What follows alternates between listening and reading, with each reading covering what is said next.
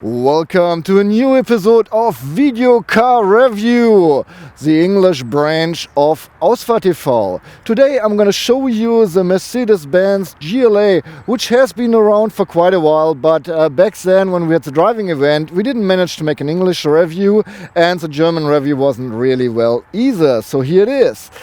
Besides, if you don't know Ausfahrtv or Video Car Review, our new channel so far, be aware our reviews are pretty long, up to an hour even. But don't worry, you know, in the description text of this very video you find jump markers. And our videos are always structured in the very same way. We structure them in several sections. So with the jump markers you can jump from section to section if you're bored in one section, or you can watch 2 sections today and 2 tomorrow and so on. Besides that, in the description text you find links to the reviews of competitors if we have any, and the technical specs about our very test car. In 2013 on the IAA, on the International Auto Show in Frankfurt, Mercedes introduced the GLA as the compact SUV. You know, compact SUV should sell really good these days, and it's based on the new A-Class, which you might see clearly if you see the internal name of the A-Class is W156 and the GLA is X156. We have 2 competitors, of course, in the premium segment here in Germany. That's the BMW X1 and the Audi Q3. Looking at least in Germany, how much cars we got licensed, or how many cars got license plates in Germany last year. So they were around about 17,000 GLAs and 24,000 Audi Q3 and 16,400 BMW X1. Excuse me. While the BMW X1 was just introduced with a new model release last year, and the Audi Q3 had its mid-cycle update late 2014. The leader in the segment, in Germany at least, is the Volkswagen Tiguan, which we just introduced to you in a long review while we were driving it up in Sweden in the winter and snow. By the way, the GLA is built in Germany in the factory Rastatt. I was asked the other day while filming the review of the Tiguan, well, is this really the GLA, the competitor to the Volkswagen Tiguan? I said, yes it is, it's not the GLC. You might wonder yourself, because this car has just a height of 1.49 meters, while the next competitor, the Audi Q3, has a height of 1.59 meters, so it's 10 centimeters or a little bit more than 1 inch taller. And regarding the Tiguan, which is 1.64 meters high, so 15 centimeters higher than the GLA, or a little bit more than 2 inches, then you see the difference. This is really a very low SUV. Well, you can order, at least in Germany, the GLA with 7 different powertrains. So we got 4 petrol engine and 3 diesel engines. Starting with the petrol engines, it starts out with a 122 horsepower one. Then we got 156 horses, 211 horses. Excuse me, and the AMG version has 381 horses even. 3 diesel engines, 109 horses, 136 horses, and the strongest one has 177 horses. The strongest petrol engine, as well as the 2 strong diesel engines, you get as an option with 4MATIC, the all-wheel drive powertrain from Mercedes, while the other ones are just available with front-wheel drive. If you get the all-wheel drive version, then you always have an automatic transmission, the 7G DCT from Mercedes. For the other cars, you can choose, at least for the petrol engines, if you want the manual 6-speed, or at least for the two faster options, the 7-speed automatic transmission. And I guess that's it. Here's the heart of our test car, a 2-liter 4-cylinder with 211 horses. It's good for maximum torque of 350 Newton meters, and you get them in a range between 1,200 and 4,000 RPM. We got the all-wheel drive version, so the 4MATIC, so all the power goes to all 4 wheels, and it is, as I said, in combination with a 7-speed automatic transmission. And here are the basic specs for the Mercedes-Benz GLA 250 4MATIC. It accelerates from 0 to 100 kilometers per hour or 62 miles per hour in 6.6 seconds. And the top speed is reached at 230 kilometers per hour or 143 miles per hour. The gas tank of the 2015 Mercedes-Benz GLA 250 4MATIC will take 56 liters or 14.8 US gallons. Mercedes-Benz gives a fuel consumption figure of 6.5 liters for every 100 kilometers driven or 36.2 miles per US gallon, which means that under perfect conditions you can drive up to 860 kilometers or 530 miles without stopping for fuel. CO2 emissions for the 2015 Mercedes-Benz GLA 250 4MATIC should be 153 grams per kilometer according to Mercedes-Benz. The Mercedes-Benz GLA has a length of 4.42 meters or 174 inches with a wheelbase of 2.7 meters or 106 inches. It is 1.49 meters or 59 inches high, and it is 1.8 meters or 71 inches wide, with a span of 2.02 meters or 80 inches from mirror tip to mirror tip. For the turning circle you need at least 11.8 meters or 38.7 feet of free space. The curb weight comes in at 1,505 kilograms or 3,318 pounds. The maximum loaded weight is 1,990 kilograms or 4,387 pounds. In Germany, our test car would cost around about 55,000 euros. At least in Germany, the GLA comes next to the basic setting in 3 different option lines. We got Style, Urban and AMG line. Here we got the AMG line, and you can recognize it by the front from the huge air intakes on the sides. The regular trim levels just the air intake is just half as big. Besides that, with the AMG line you have this one silver stripe down here that should prevent your car from getting harmed while going off-road over some stones, but overall it's plastic, so we know how good this is. By factory settings, the GLA has only halogen headlights. As an option you can order big xenon headlights, and as a further option the intelligent light system, where the big xenon comes with active curve light and has the ability to change the settings according to your speed and surrounding. This color is called Designo Mountain Grey Magno, and it's a matte paint finish, as you can see. It costs quite a few bucks extra. In Germany it's around about 2,100 euro extra. But it's one of 11 colors you can choose from in the Mercedes-Benz online configurator.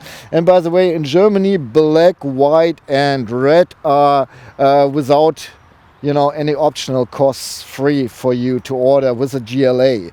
The GLA stands on 17-inch alloys by factory settings. Our car with the AMG line should stand actually on 19-inch alloys, but we got the optional winter tires here with 18-inch alloys. The GLA has a ground clearance of 13 centimeters, which is around about 2 inches, and well, that's not very much. If you use the optional off-road suspension package, you get 30 millimeters more of ground clearance, while if you use the optional sport suspension, you have 15 millimeters less ground clearance. And by the way, as we have the AMG line exterior package, those silver side skirts that should look a little bit more off-road style, I guess, or shore look, I should say. They belong to the AMG line package as well as the Mercedes-Benz lettering on the brake calipers. Well, as usual, I don't have to say too much about the back. We have a pretty big roof spoiler here, at least it's long. Side blades here to help the aerodynamics of the car. We got a windscreen wiper on the back, and a few words to the rear lights. If you have halogen front lights, you have just one single LED stripe up here. But if you order big xenon headlights, then you will have the almost full LED rear lights with these two round circles here in each light. Besides that, as we have the AMG line package, this part is silver. We have two big exhaust outlets, I should say. Well, actually, that's fake again, you know. Big blend, and inside you have a rather small exit pipe. Alright, let me take you inside the Mercedes-Benz GLA. The door, by the way, opens, if I really pull it wide, open wide in a roundabout 85-degree angle. And I'm looking here to an illuminated Mercedes-Benz lettering on the door sill panel. Well, due to the little ground clearance we have here with a CLA, it's not like in a common compact SUV that you rather go up inside the car, but you sit down, really down. Welcome in the interior of my test car, the Mercedes-Benz GLA 250 4MATIC, and we do have the AMG exclusive interior line, blah, whatever option in here. So we got this artificial leather on the dashboard. It's nice to touch, quite nice. And here we got a nice carbon look-alike application. But however, down here it starts all with hard plastic. This is just with a softer peel. You hear it, I guess. And here it comes to hard plastic all the way. In the door, this artificial leather on the top again. And here, close in the side. And yeah, well. So regarding this is a premium, even a compact premium car. I would expect a little bit more than just this. Does not feel too well. But I think it's okay. You know, the compact classes of the premium manufacturer are not always that premium. Overall, those are the smaller cars. However, I've seen better solution concerning this plastics before, and I want to name it at least. Coming to the space, I'm 180 centimeters tall, so 5'11". I have enough space sitting here. The seat is lowered to the very lower position, and I can put a fist between my head and the ceiling, so enough space here, and I'm sitting quite comfortable. I haven't driven this car here too much with someone on my passenger seat. However, I've driven the A-Class and the CLA as well as this GLA 45 AMG in Vegas last year, so I know that you don't feel too tightened up, but you know and you feel it's a compact car. It is not tight, but it's not like spacious either inside here. Talking about the ergonomy in this car, the display is not facing me as a driver, so it's not driver oriented here, it's facing the back. However, once you've driven one Mercedes, you get along with this car pretty well. However, I've driven the A-Class last week, I guess. I had a little road trip from Sweden to Finland and back, and I had to use the rear window heating a lot because of all the ice on the road, and it was going up, and you know, I had ice over my rear window all the time, so I had to find the rear window heating system. It's a button down here, and while driving, you know, it's not too easy to find the right button here. it looks pretty obvious, but, you know, I always had to check, is it on now? Did I really press it on? So this is a little, you know, I don't know. But it shows pretty well that even when I drive those or have this car for 2 weeks at home, you know, I don't have everything checked because when do you need really the rear heating for the rear, no, the heating for the rear window? Not too often during daily drives there. I was able to use it, and that's why I can point it out. Okay, let's start. You can adjust the height of the safety belts on your shoulder, and the safety belts are really pretty long. Look at this. You have enough space to buckle up here, even with a bigger tummy. The seats I consider really quite comfortable, the sports seats. However, you don't have a separate headrest, so you gotta know I'm just 5'11", 180 centimeters tall. That's fine for me, but once you're taller or smaller, this might be, you know, a little annoying for you because you can't adjust it really. However, the side support is great even for compact SUV where you don't need so much side support with the seats. But once you know, corner this car anyway, you feel that those seats are not only comfortable but give you quite a good side support. You can heat them up with 3 intensities, and Mercedes is by far one of the manufacturers that provides the best seat heating for me, at least, because in stage 3 it really grills you on the seat, and I like it. You know, you can always cool down going on stage 2 or 1, but I hate those manufacturers where the highest intensity of the heating is so, you know, well, just warm. I need it hot. Okay, besides that, you can adjust the driver's seats at least in all kinds of direction here with this little application on the side and the door panel. However, it's just the driver's seat which is to be adjusted in electric manner. The passenger seat, you have to do everything manually by yourself. And you can store up to 3 positions. And well, I'm not too much a fan of Tesla, but I like how you can store up to, you know, how many drivers you want. You can store all the configuration for your seat in the infotainment system or in the system of the car. So I think those 3 buttons, those 3 slots here to save something, feel by now a little bit outdated. I think the manufacturers should work on this stuff.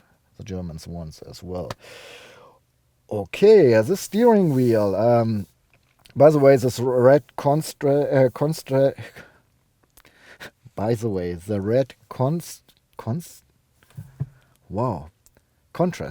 The red contrast stitching on the steering wheel as well as in the sides on the seat. That's part of the AMG interior package blah thing. So the steering wheel covered with leather on the sides. The leather is perforated, so it gives you a good grip even when your hands get a little sweaty. You have shifting pedals. They feel even like metal. I think it's like plastic and, you know, covered with a little metal thing, but feels good. I like it. It's a multifunctional steering wheel. So we got on the left side buttons to control the board computer, on the right side to influence the infotainment system. And as usual for Mercedes, as a cruise control, you have an extra stick down here.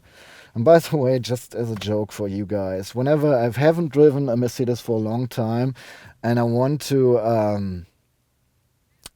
turn on the windscreen wiper, I always put the car in neutral. And when the Mercedes is gone and I drive other cars, whenever I want to start the car or put the car in drive, I start the windscreen wipers, because with Mercedes you always have on the right side this handle for the driving programs. Okay.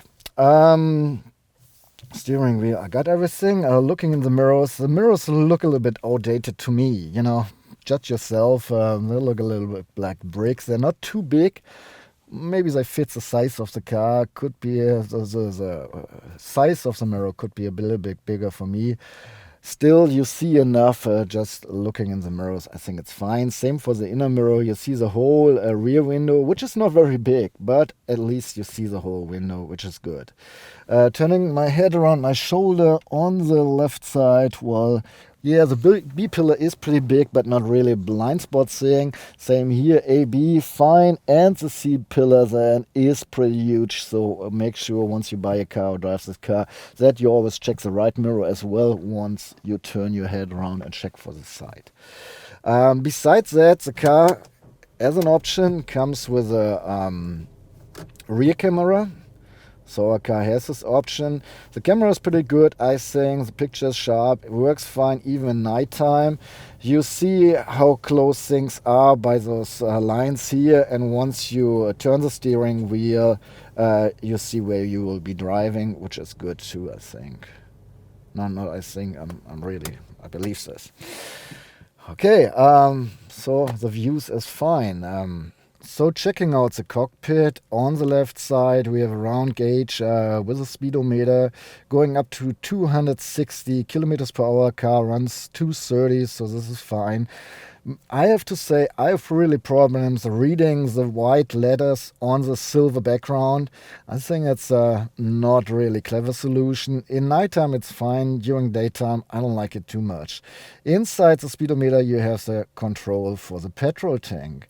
On the other side we got the RPM meter going up to 8,000 RPM where the range starts at around about 6,500 RPM, and inside we have the coolant temperature of the car. In between the two round gauges we have a little display for the board computer. On the upper part you always see the outside temperature and the current time. On the part down there you always have the driving program and whatever the assist systems tell you, while in the middle you have enough space for the board computer. Well, hardly enough space. So once we start the car or put it on the ignition, all the pointers wander a little bit. And let's start here. That is the current mileage I'm showing you here. It's the board computer stuff, the range, fuel consumption, an eco display, two different things to calculate. And here we got our current fuel consumption of 11.3 liters, which is not too good, I guess. Okay, we can go from trip to the navigation. Here you find the instructions from the navigation system. Same with audio, whatever is playing there. Phone that is connected, and some stuff of the system you can influence here. And you see pretty neatly what kind of assist systems we have in the car. And we got the service menu and the settings in general for the cockpit. And that's pretty much it. Back to the trip stuff. And since I will start driving here in a minute, the current speed you're driving. And I really like this because I can read this much easier than the letters on the side. As I said, I had little problems reading the digits on the speedometer. However, during nighttime, it's fine. You can read the 8-inch display here as well pretty neatly. Everything of the information you need works fine. However, by factoring settings, you get a 7-inch display. You can upgrade it to an 8-inch, so that has a little bigger black frame. And once you buy or order the Command Online, the big infotainment system, it looks exactly like this. And I know you guys don't like the free floating display. I think it's fine. It should just be able, to turn it towards me a little bit. That would be even more awesome. Okay, we have an ambient light function, sort of. We have certain LEDs, for the instance, the application here on the door panels, where we have the grips as well. We have a little light in here, and the foot compartment is illuminated as an option. You can order even another option where you can choose between 12 different colors. Here I'm limited to orange, I guess. As an option, you get a panoramic sunroof as well, and yeah, that's pretty much... Oh no, the horn! I have to honk the horn. That's what it sounds like in the GLA. And I'm back for the compartment check on the front row. In the door panels, we have not only space for this half-a-liter bottle, maybe a liter will fit in here, but not much more. Still then, we have some more space for anything else. no compartments up here. So this is the first one I have to mention again. Here used to be the ashtray, I guess. Now it's a little compartment anti-slip surface. And next to is a 12 volt outlet, maximum 15 amperes. This compartment right here is pretty deep. You can see it this way, you know, this size fits in here. It's not too small. I like it to put my keys in here, for instance. However, if you drive a manual transmission and manual gearbox in the car, here's where the stick shift is. Then we have two cup holders, and they're pretty limited in size. Look at this. Only this bottle fit in here. But I do remember once I was in the States driving the GLA 45, we had even Starbucks cups in here. So I don't know why this looks so tiny. Still, you know, looks like you're a little bit limited. The armrest is adjustable. You can put it front or back, but you cannot adjust the height. You can only open it. Here we got this Mercedes modem or whatever it is, and two USB ports for the infotainment system and loading your stuff. No net, but a gloves compartment, not too big, but still some stuff will fit in here. And as an option, no, not as an option, and we have a pen holder in here. Wow. Two sun visors, of course. Each side has one with a little clip next to the makeup mirror that is illuminated, but not by an LED, just an old light bulb. We have reading lights for the driver and the passenger, as well as the entry light where both lights turn on, as well as the two lights that are inside the rear mirror. Oops. And if you want to, you can turn on the lights in the rear from here as well. Everything off now? Yeah. And we have door handles on all four doors. Well, you might know I'm a professional dad, so I'm always kind of interested how much space there is in the rear for the kids or myself. Well, the frame to enter the car here in the rear is not really big. I have to nod my head even a little bit while getting in, and I already feel I don't have too much leg space here. Alright, I'm sitting in the rear, and you gotta know that the CLA is one of my favorite Mercedes, and I was really sad when I first sit in the rear because I cannot buy this car and place my kids back in the rear because they just don't have enough space. So in the GLA you have a little bit more space between my head and the ceiling. There's space for 1/5, so that's fine. However, I'm 108 centimeters tall, so 5'11". The driver's seat is put in my position, and as you might see, I have hardly any space for my legs and my feet. Since I lowered the seat to the very lowest position, I can hardly put my feet under the seat, which is all pretty tight. And when I turn my head against, you know, the direction to the window, my head is popping against the pillar up here on the roof. It's soft, but still I feel like, you know, it's too tight for me. And the window is not really big either, so you know, have a limited spot to look outside when sitting here in the rear. The seats themselves, they look like they have some structure, you know, but actually they don't give you any side support here in the rear. Okay, let's start with the normal stuff, and this will be quick. In the door panel there's only space for this half a liter bottle. Bigger bottles won't fit in here, and behind the bottle there's a little space for something else. Nothing on the rear of the front seats, no back, no nothing. In the center we have two air outlets and a little compartment. Used to be an ashtray, I guess, with a 12 volt outlet. So here sums up one 12 volt outlet and two USB ports in the front, and at least one 12 volt outlet in the back. Here we got Isofix holders on both outer seats. The locks of the safety belts are pretty stable, so kids can buckle up themselves with ease. And length of the safety belts, that's fun, you know. They're shorter than in the front, and actually you need more or longer belts in the back. So I think it should be possible to buckle up a child seat here. I'm not really sure about a baby shelf. You might want to try this before you buy a car. and you have baby still with you. We got reading lights on both outer seats here up there, and a handle with a little clip for your jacket on both sides. Power driven windows that fold down all the way, that's good.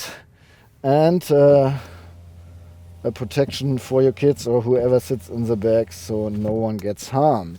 Last but not least, I want to place myself in the middle. You know, we have 3 seat belts in the rear, just to find out that this is impossible for me to sit here, at least if 3 people with my dimension try to sit here, because my legs cover spare parts of the cushion, the seat cushion of the other 2 guys or places here. Sitting pretty hard and high too.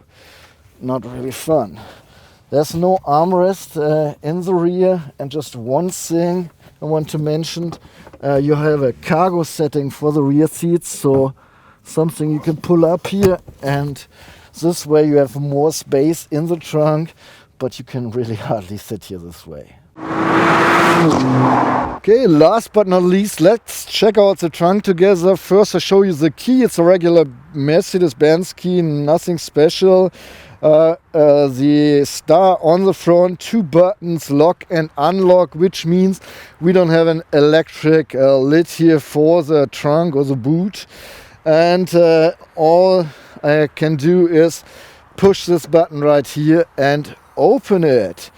We have space in here for 421 liters, so around about 22 cubic feet.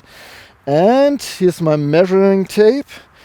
So if you want to lift something in here, it goes 71 centimeters up, so 28 inches, and then 11 centimeters down, so 4.25 inches. And concerning the lid, the height of the lid, if it's open, this should be around about 210 centimeters, so almost 83 inches. Our tripod case, our mighty tripod case, fits in here without problems, and both of our film equipment bags and carry-on luggage as well, so it's shaped in a pretty neat way, the trunk. Okay, let's look inside. First of all, we have a lid here that we can lift, and below the floor there's a little more and another compartment. Here we find the tire fit, warning triangle, warning vest, and some gloves, and still there's some space at least to put some other stuff in here. Let's close it. On the right side a little net, and you can put some stuff in here. On the left side as well. Well, here's just a smaller compartment. Here's a little door I can open, and behind it we find the first aid kit. Up here a little light to illuminate the trunk, but that's pretty much it, and it's not an LED. On the left side as well, a 12 volt outlet, maximum 15 amperes, and here on both sides little hooks for shopping bags, I guess. We look up here, we can, easily remove those things, and easily remove the privacy shield, blind, whatever you call the thing. And by the way, in the lid itself we have another light, so white light down here to illuminate the trunk a little bit, and red light to the back to warn the traffic, and a handle to close the lid. We can flip the rear bench from the trunk, 40% on the right and 60% on the left. And besides that, here we have those rings, 2 here and 2 here, to tie up stuff that you have in the trunk. Once we have flipped the rear bench, we have space for 1,235 liters or 44 cubic feet. And since I got my measuring tape here, I will measure everything for you. So just, we have a depth here to this point of 70 centimeters. If I flip the rear bench to the top of the rear bench. It's 137 centimeters or 54 inches, and I'm sorry here again, the 70 centimeters, that's 27.5 inches. If I push the passenger seat to the very front, I even have 166 or 67 centimeters or almost 66 inches of length in here. The trunk is 1 meter, 1 meter and 3 centimeters between the wheel arches, so a little bit more than 40 inches. And the height here is 42 centimeters, 43 centimeters, so almost 70 inches. You can load up to 485 kilograms or 1,069 pounds inside the GLA 250 4MATIC, of which you can put 75 kilos or 165 pounds on the roof. Well, if you want to, you can install a hook as an option, and with this hook you can pull trailers up to a weight of 1.8 tons if they have their own braking system. Otherwise you're limited to a weight of 750 kilograms.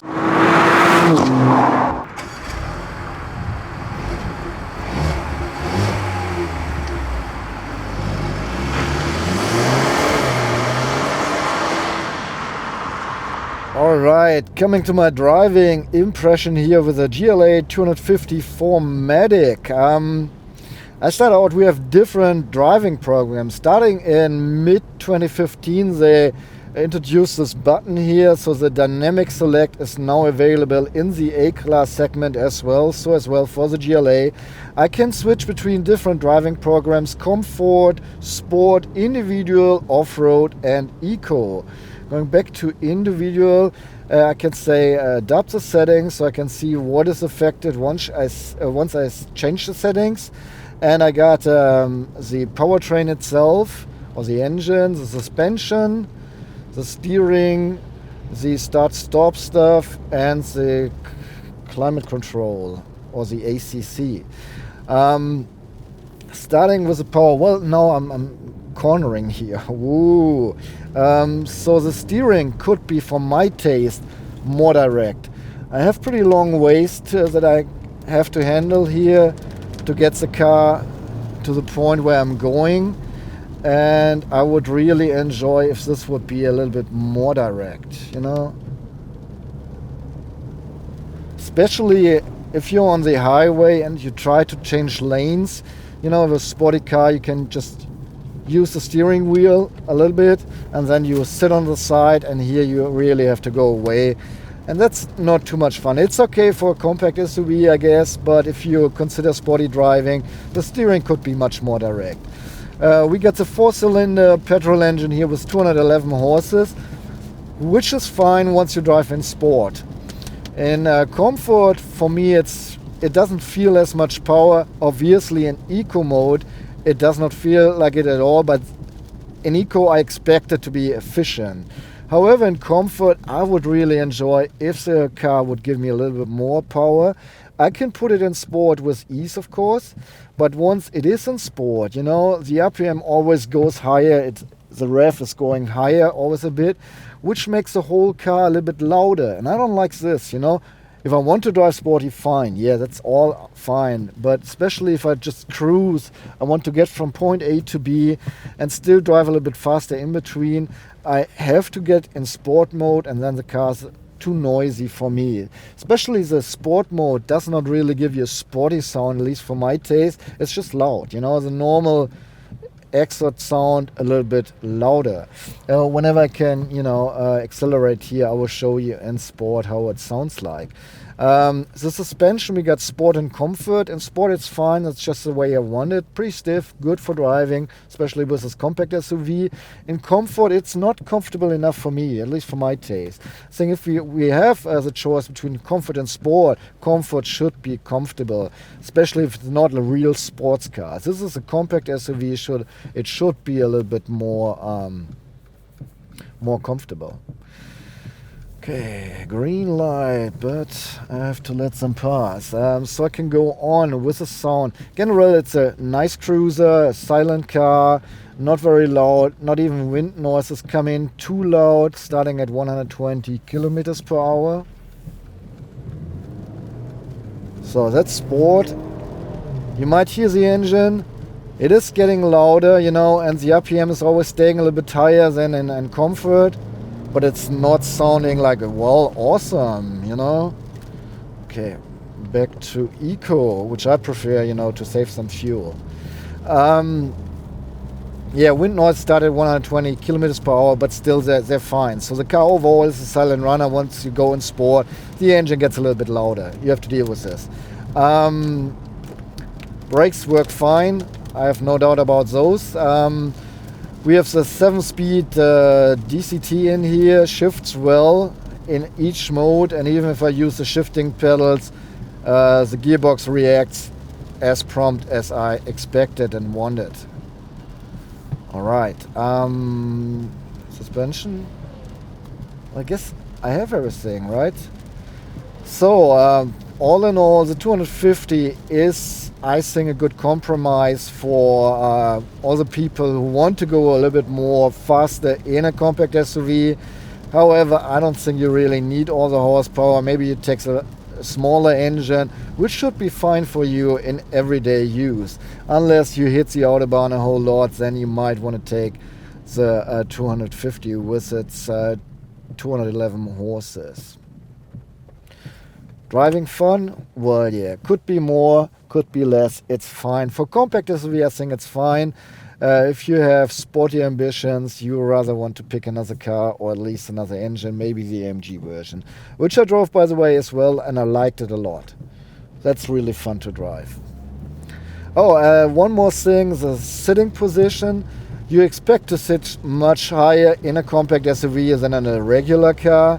Here we don't have that much ground clearance, and I was driving the other day with a friend who drives a Volkswagen Tiguan. He came in here and asked me, Jan, what is this car? And I said, well, a compact SUV. He said, well, are you kidding me? I'm not sitting higher than in my car. Yeah, true.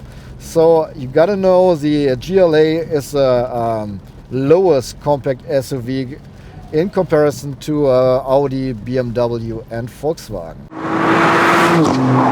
Just a few words to the systems. We got the Distronic Plus, so the adaptive cruise control works with charm. You put in your speed, and once you encounter traffic that is going slower than you, the car adapts to the speed to the car in front of you and keeps the distance that is necessary for security reasons.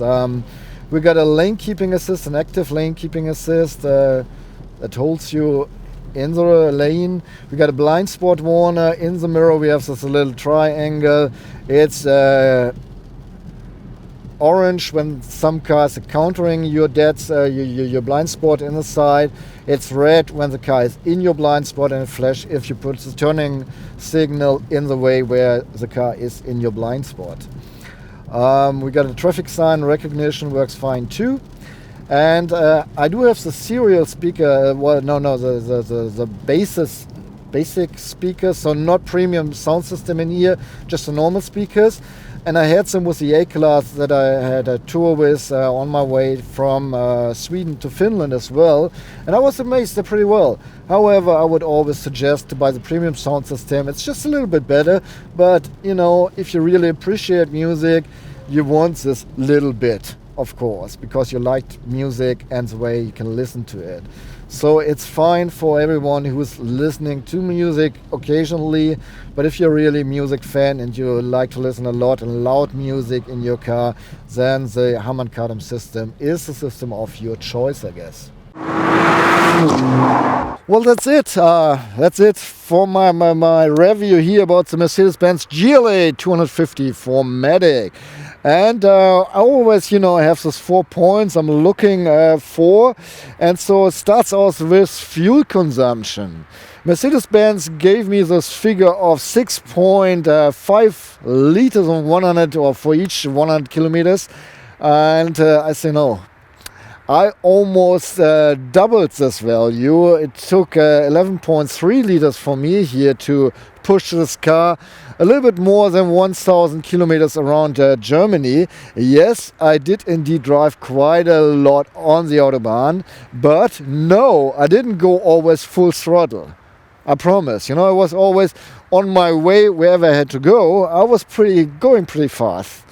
On my way back, however, I was going really, you know, normal.